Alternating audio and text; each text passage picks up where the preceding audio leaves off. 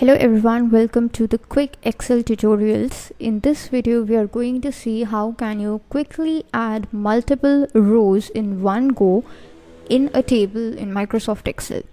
So we already know how you can add a single row. You just need to click on the row, select any row, right click and click on insert. So this would insert one row into your table. But if you don't want to insert just a single row, you want to insert say 10-20 rows, then how do you do that? So first of all, you have to select the position where you want to insert the rows. Then while pressing down the left button of the mouse, you need to just drag down and select the multiple rows. Now how many rows you wish to select depends that how many rows you wish to insert. Right now I have selected 1 2 3 4 5 6 7 8 9 10 rows. That means 10 new rows would be inserted, right?